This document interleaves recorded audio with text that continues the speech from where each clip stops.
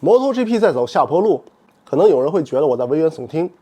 MotoGP 作为两轮界殿堂赛事，怎么可能没人看呢？马克斯骑上 GP23 后火力十足啊！马王骑上狗，冠军有没有？这是今年 GP 最大的看点。不过人人骑狗才有机会夺冠，这可能是今天 MotoGP 最大的问题之一。大家可以扪心自问一下，你还是 MotoGP 直播付费的会员吗？你有多久没看 MotoGP 直播比赛了？有多少曾经 GP 的粉丝如今只是偶尔关注一下 GP 赛事的新闻呢？事实上 MotoGP 在 Dorna 的英明领导下已经连续的亏损了3年，正油门焊死的向谷底飞奔。今年4月1号 MotoGP 拥有者 Dorna 对外宣布正在被自由媒体收购，而后者呢，正是让 F1 赛事起死回生的传媒巨头。那么 MotoGP 为什么没人看了？自由媒体收购 MotoGP 后会对它做出什么变革？ MotoGP 能向今天火爆的 F1 借鉴什么？我们今天就来借着这个话题，好好盘道这两个地表最快的体育赛事的近些年的变革之路。今天的内容量大管饱，要减手的提前去，灯灭我们就发车。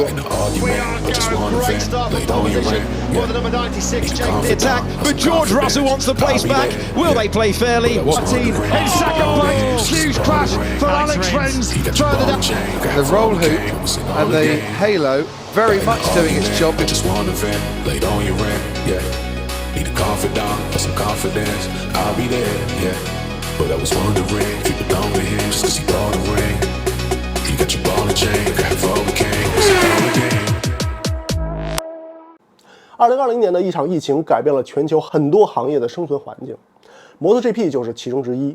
虽然 Dorna 尽全力让 MotoGP 于7月内开赛，并且在剩下的4个月的时间里填鸭式的塞了13场分站赛，但是由于赛场必须空场，没有门票收入以及赞助商锐减，导致 Dorna 在2020年还是净亏损9400万欧。2021年，世界绝大多数的国家已经开放边境 ，GP 赛程也恢复正常。就在 Dorna 以为情况会好转时，8月 Rossi 宣布退休。Dorna 十分清楚这意味着什么。要知道 MotoGP 几乎有一半的观众都是追着 Rossi 来的，这个群体中多数人对摩托车并不感冒，纯粹就是饭圈。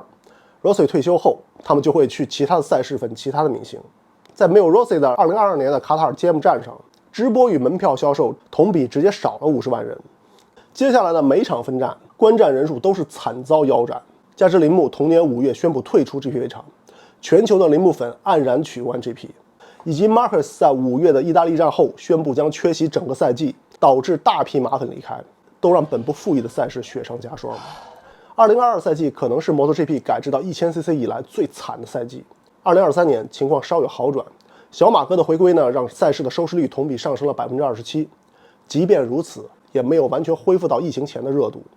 究其核心原因，表面上是顶流明星离场导致流量缺失，但是核心原因恐怕只有一个，就是比赛正在变得越来越缺乏观赏性。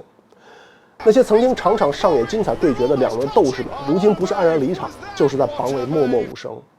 在空力压制骑行技术的今天，玩命超车远不如拉开距离各跑各的来的划算。Espargaro 曾在2023年吐槽，现在的 MotoGP 太无聊了，排位赛就是一切。如果你在排位赛中表现出色，那么你就能在比赛中表现出色，因为你能呼吸到新鲜空气。这个抱怨并不新鲜。许多人认为空气动力学和车身高度装置削弱了 MotoGP 的竞争力，而就在几个赛季前 ，MotoGP 还享有这种竞争力。由于各家研发的空力套件会让赛车尾部产生乱流，这不仅会造成后车失去空气下压力，还会让后车的前轮失去散热性。升高的胎温和胎压会让前轮瞬间失去抓地力，导致刹车性能急剧下降，甚至直接摔车。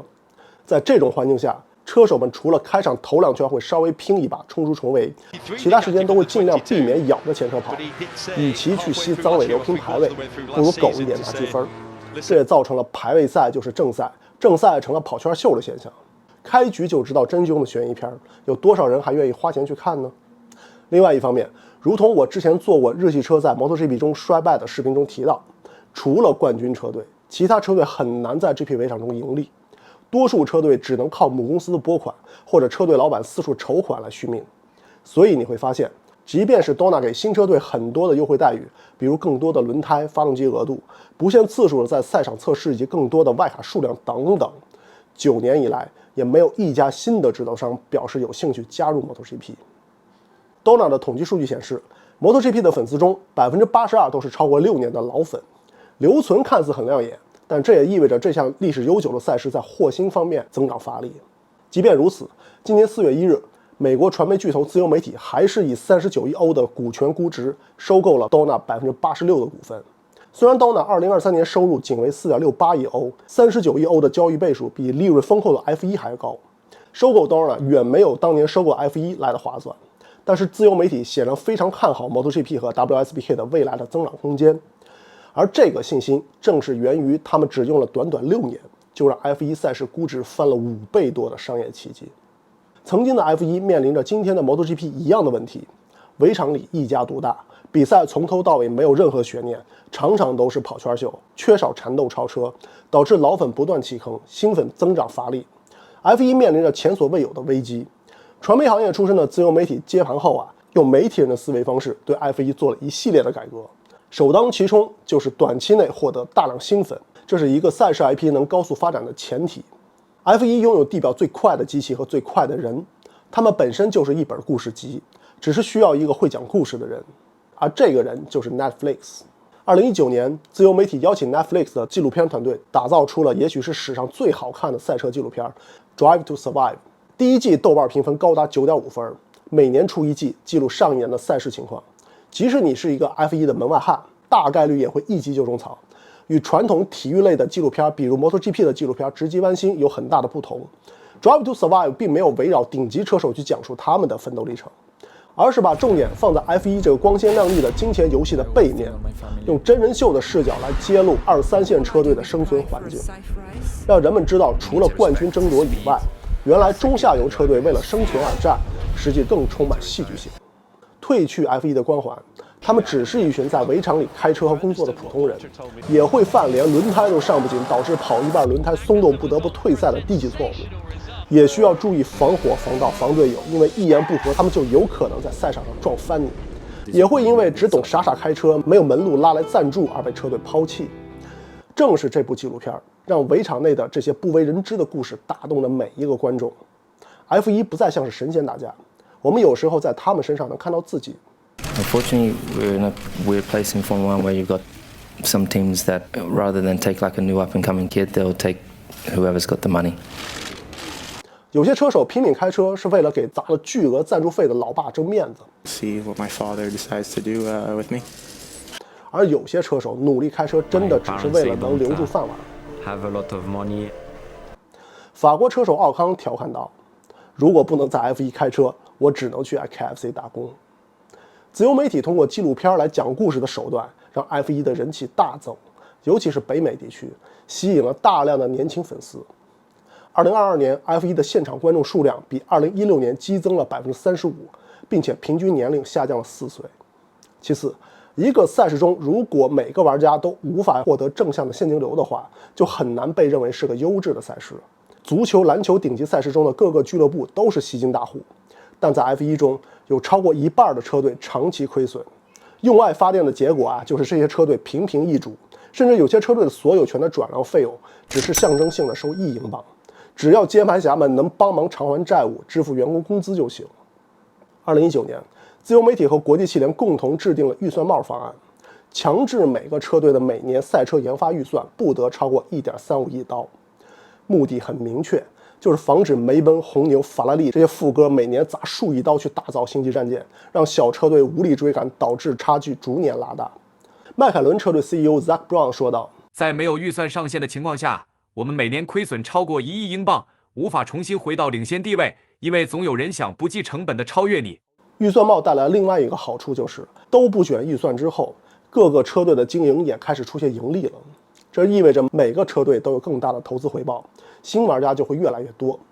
目前，自由媒体集团和国际汽联正在考虑扩大车队规模，已经至少有4家潜在车队表示有兴趣加入。最后，回到竞技体育的本质 ，F1 最被粉丝诟病的还是比赛不够精彩。F1 赛车是将空气动力学应用到赛车领域的始作俑者。空气动力套件的确能大幅提高圈速，但尾部产生的乱流会让后车难以超车。2011年引入了 DRS，让赛车可以通过可变尾翼降低空气阻力，瞬间将车速提高10到15公里每小时，实现直线超车。但 DRS 只能在限定的直道区域内，前后车差距在1秒内时使用，导致很多车手过于依赖于 DRS 超车，弯道中就很难再看见精彩激烈的缠斗。所以很多车迷认为 DRS 是双刃剑，顾此失彼。为了增加超车次数，自由媒体与国际汽联在2022年制定了新的空力套件规则，改变了前翼和尾翼的设计，让乱流减少，并且让地效设计重回赛场，以弥补风翼设计的改变而损失的下压力。地效呢，就是地面效应，原理是文丘里效应。这里呢，先不展开讲解了，大家可以简单理解为赛车底部挖一些直径有变化的导流槽，可以大幅增加下压力，且不会产生脏尾流。21款的 F1 赛车会让10米内的后车损失46%的空气下压力，而22款新规实施后只会让10米内的后车损失18%的下压力，这是一个巨大的提升，效果也立竿见影。2022年起，各个分站赛的超车次数明显增多。自由媒体为了提高 F1 的影响力实际还做了很多的工作，比如请好莱坞著名作曲家 Tyler 为 F1 创作耳熟能详的主题曲。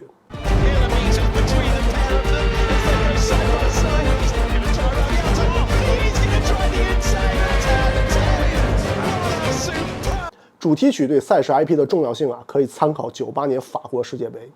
此外，2023年，自由媒体自掏腰包，独资打造了拉斯维加斯街道赛道，让这个从不缺名流和流量的城市，为 F1 创造了31.6万名现场观众和全球27亿人观看直播的最高纪录。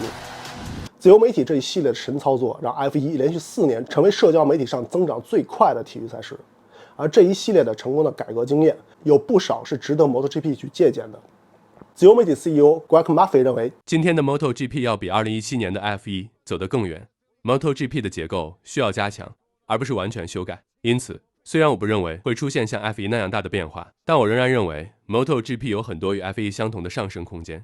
MotoGP 目前最需要提升的就是讲好故事。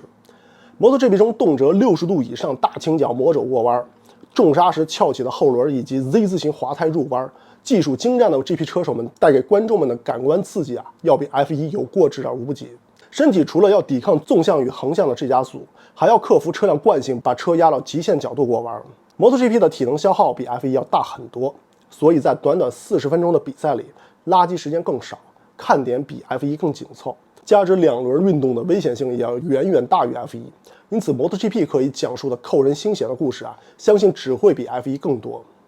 23赛季亚军 George Martin 对 ESPN 说道：“我觉得我们有很多故事要讲，这是一项非常有风险的运动，是一项真正用生命在进行的运动。希望自由媒体加入后，他们能推动这项运动的发展，这对我们所有人都有帮助。”今天的 MotoGP 的故事素材里不仅有为夺第7冠而动过4次肩膀大手术的小马哥的决心，还有诸如一直想走出同父异母兄弟 Rossi 的庇护的 Luca Marini 的自我蜕变，以及24赛季在 GP 职业生涯首战就拉爆小马哥，并把这感受比喻成像破了处男之身一样的天才新秀 Pedro Acosta 的有趣的个性，等等等等。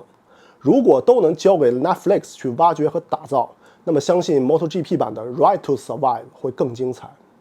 那么预算帽和优化赛车规格是否能让 MotoGP 改变一家独大以及比赛成本的现状呢？咱们先说说预算帽。我觉得用这个方案来缩小各个车队之间的差距的方式可能并不会奏效。原因之一，不同于 F1 中每个车队都会研发自己的赛车， MotoGP 的卫星车队都是4人小车队，没有能力养一个700-800人的赛车研发团队，他们会直接租用或购买场队赛车。卫星车队跟场队的赛车的规格差异可能微乎其微，这也造成了卫星车队里只要车手表现出色，一样可以跟大厂强队掰手腕，甚至干掉场队夺冠。目前 MotoGP 榜一大哥奔马车队的 George Martin 就是很好的例子。原因之二，在 F1 中的确是超能力说了算，你只要肯砸多于对手2-3倍的预算，你就能造出火星车稳登领奖台。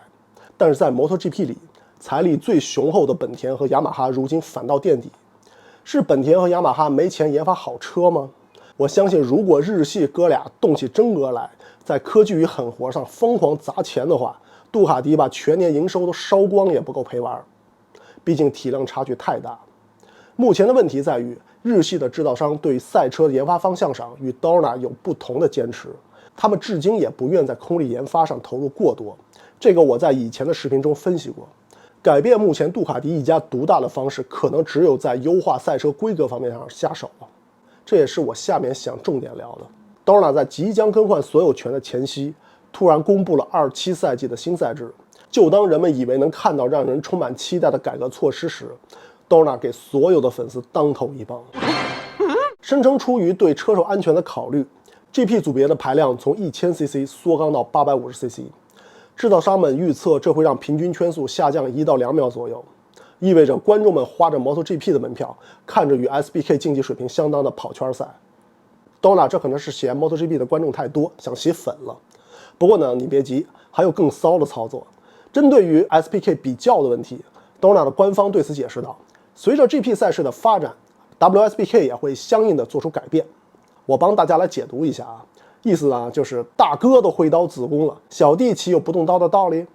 即使很难在已经量产的公升车上去做缩缸，估计呢也会在 ECU 上动手脚。总之 ，SBK 也逃不掉被阉割的命。在 MotoGP 的历史上，这不是 Dorna 第一次砍排量。而上一次差点把整个 MotoGP 都葬送掉。2007年 ，MotoGP 从990cc 砍到800cc。